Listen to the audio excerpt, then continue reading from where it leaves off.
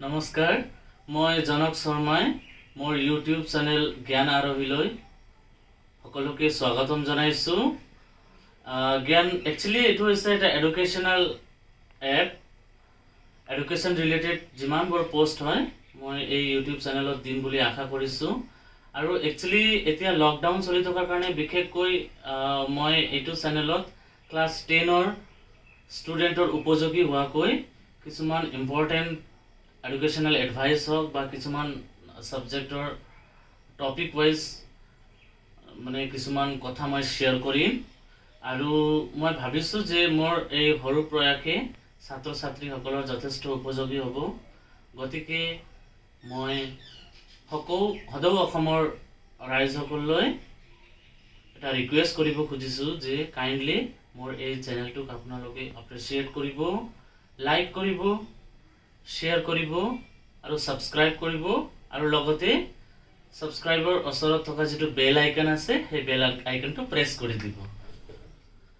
গতিকে মই এতিয়া বিশেষকৈ মই ইংলিছ আৰু ছ'চিয়েল ছায়েন্সৰ কিছুমান উপযোগী এডভাইচ ক্লাছ 10ৰ ষ্টুডেণ্টক প্ৰদান কৰিম বুলি ভাবিছোঁ।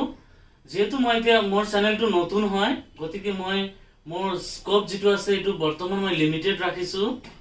আগলৈ গৈ আপোনালোকৰ সমাদৰ পালে মই এই চেনেলটোক আৰু বেছি ব্ৰড কৰাৰ চেষ্টা কৰিম আৰু শিক্ষা জগতৰ লগত ৰিলেটেড টপিকবিলাক মই ভৱিষ্যতে আলোচনা কৰিম বুলি আশা কৰিছোঁ মোৰ চেনেলৰ যোগেদি।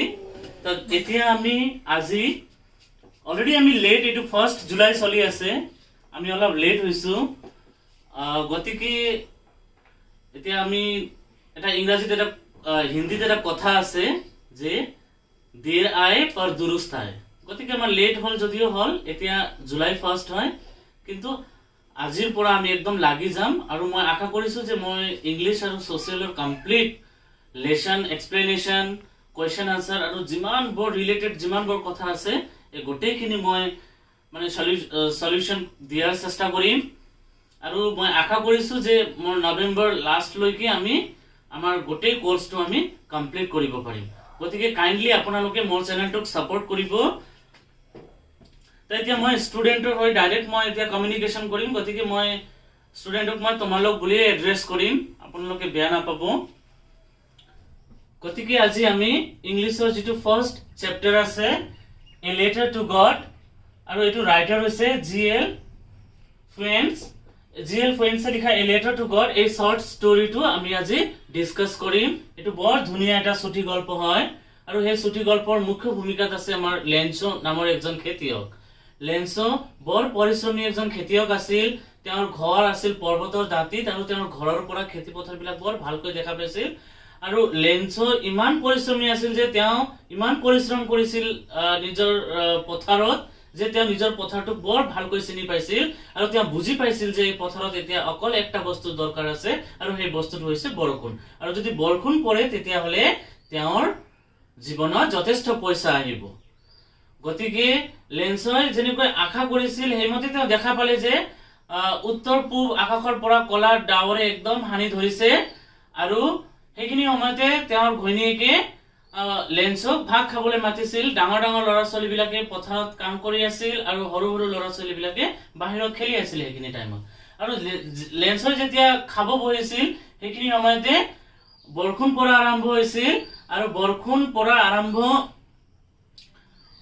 ৱাক চাই লেঞ্চই বৰ আনন্দিত হৈছিল, আৰু তেওঁ বাহিৰলৈ গৈ নিজকে বৰষুণৰ টোপালবিলাক নিজৰ গাত পৰিব দিছিল।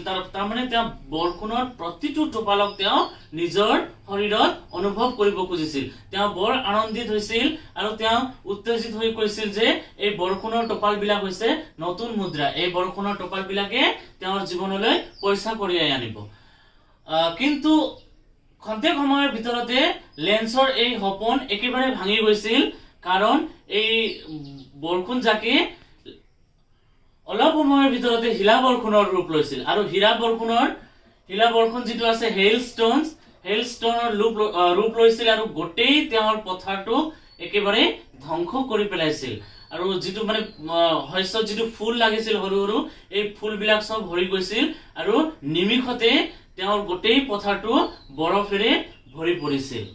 আৰু তেতিয়া লেন্সৰ বৰ মানে দুখিত হৈছিল, তেওঁ দুখ প্ৰকাশ কৰিছিল আৰু কৈছিল যে লোকাষ্ট হৈছে এক ধৰণৰ পতংগ যে খেতি বাতি নষ্ট কৰে।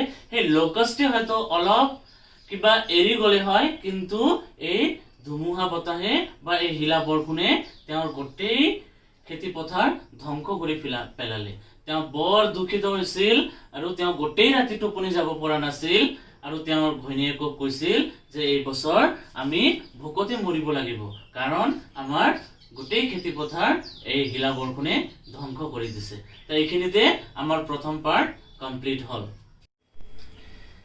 এতিয়া আমি কোৱেশ্চন আনসাৰ ফাৰ্স্ট পাৰ্টৰ যিমান কোৱেশ্চন আনসাৰ আছে সেই কোৱেশ্চন আনসাৰ আমি ডিসকাস কৰিম। প্ৰথমতে আমাৰ সোৱা ফাৰ্স্ট পাৰ্টত চাৰিটা টেক্সচুৱেল কোৱেশ্চন আনসাৰ আছে, সেই চাৰিটা টেক্সচুৱেল কোৱেশ্চন আনসাৰটোক আগত ডিসকাস কৰিম। তাৰ পিছত ফাৰ্স্ট পাৰ্টৰ যিমানবোৰ মানে পসিবল কোৱেশ্চন আনসাৰ হ'ব পাৰে এক্সামত সেই কোৱেশ্চন আনসাৰ বিলাক আমি ডিসকাস কৰিম। তেতিয়াহলে আমাৰ ফাৰ্স্ট কোৱেশ্চনটো কি আছে, what did Lencho hope for? লেঞ্চই কি আশা কৰিছিল? এটোৰ কাৰেক্ট আনসাৰ কি হ'ব? লেঞ্চো হোপ ফৰ আ শাৱাৰ্স অফ ৰেইন। লেঞ্চই এজাক বৰষুণৰ আশা কৰিছিল। তাৰমানে তেওঁৰ খেতি পথাৰৰ কাৰণে বৰষুণ লাগে, সেই এজাক বৰষুণৰ আশা কৰিছিল। Why did Lencho say the raindrops are like new coins?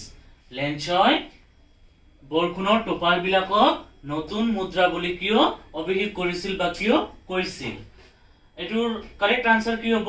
Lencho said that the raindrops are like new coins because this drop would bring money for him in future by boosting his crops.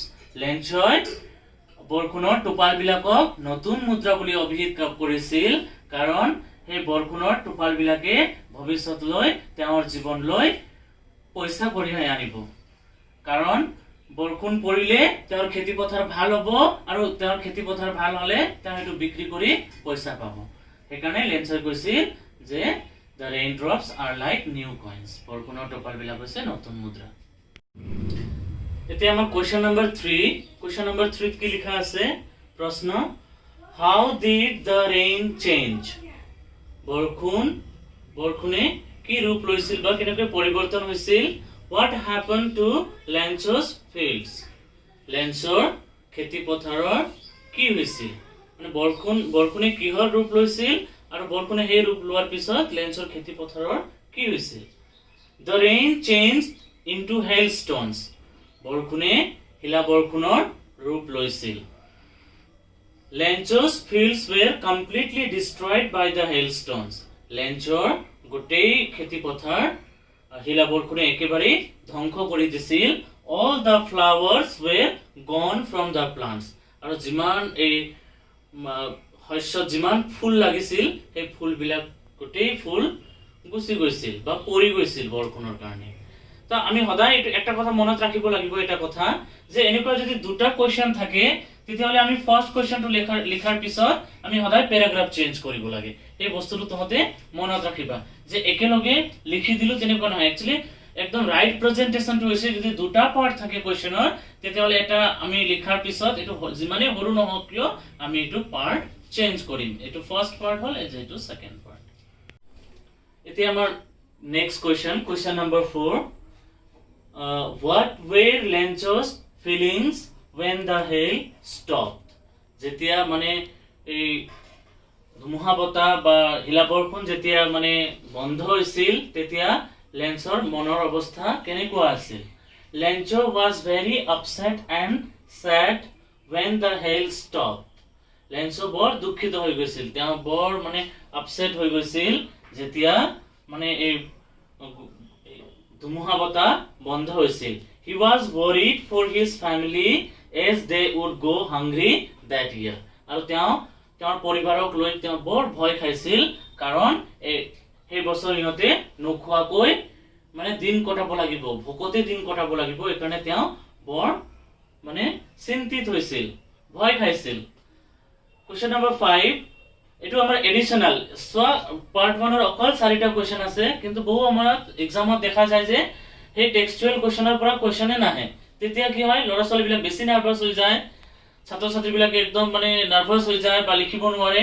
গতিকে আমি এই first part যেটো আছে এটোৰ পৰা যিমান possible question answer হয় এবিলাক মই উলিওৱাৰ চেষ্টা কৰিছো মই বহুত কোৱেশ্চন উলিয়াইছো এই কোৱেশ্চন বিলাক হৈছে এটো সোৱা এটো এডিশনাল কোৱেশ্চন হয় question number 5 who was Lencho এটো প্ৰথমতে আমাৰ জানাৰ কথা হয় আমি লেঞ্চৰ বিষয় গোটেইটো পঢ়িলো কিন্তু লেঞ্চো কোন আমি তো জানিবই লাগিব তো who was Lencho Lencho was a hard working farmer who knows his fields intimately Lencho কোন আছিল লেঞ্চো এজন বৰ পৰিশ্ৰমী খেতিয়ক আছিল যে তেওঁৰ পথাৰক বৰ ঘনিষ্ঠভাৱে পথাৰক জানিছিল বা চিনিছিল এতিয়া আমাৰ নেক্সট কোৱেশ্চন হৈছে question number 6 where was Lencho's house located লেঞ্চোৰ ঘৰ ক'ত অৱস্থিত আছিল Lencho's house was located on a crest of a low hill লেঞ্চোৰ ঘৰ ঠিক পৰ্বতৰ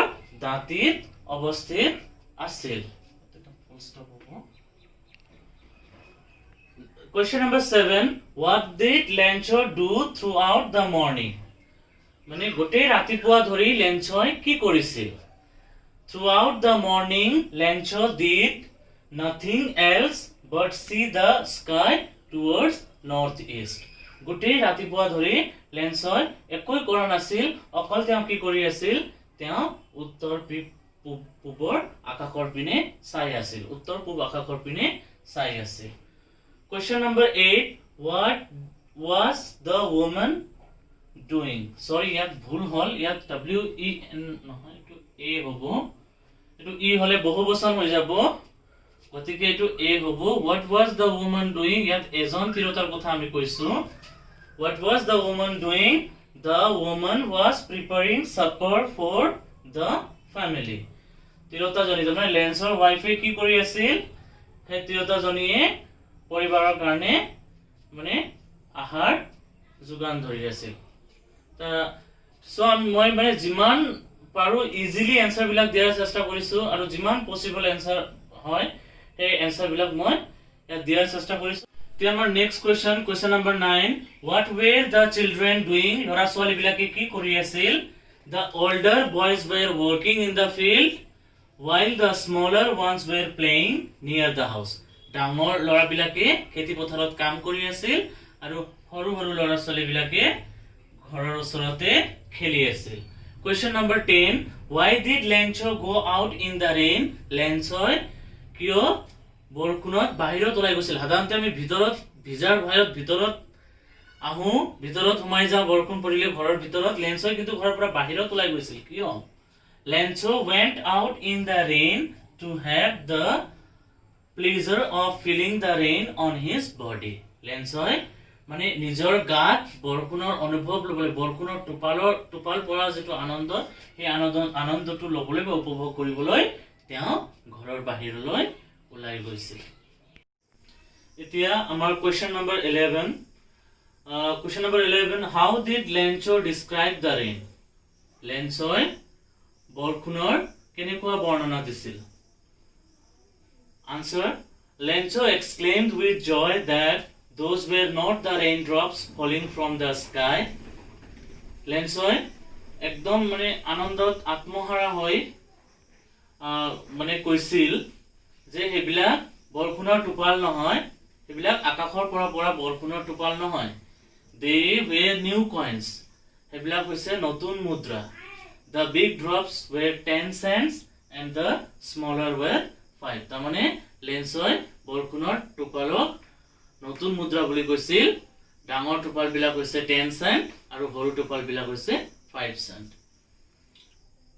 তে question number 12 what is locust কি locust are insects that fly in big swarms and destroy crops তাৰ মানে locust বিলাক হৈছে এক ধৰণৰ পৰুৱাৰ দল যি মানে একদম দলবদ্ধভাৱে থাকে আৰু খেতি পথাৰ ধ্বংস কৰে ইয়াত আমাৰ এটা ইম্পৰ্টেন্ট এটা জানিবলগীয়া কথাটো হৈছে এটো swarms টো যেটো মই আন্ডাৰলাইন কৰি ৰাখিছিলো এটো swarms এটো কালেক্টিভ নাউন হয় যেনেকৈ আমাৰ লোকাষ্টৰ ক্ষেত্ৰত আমি swarms ব্যৱহাৰ কৰো লাইব্ৰেৰী অফ বুকস হয় যেনেকৈ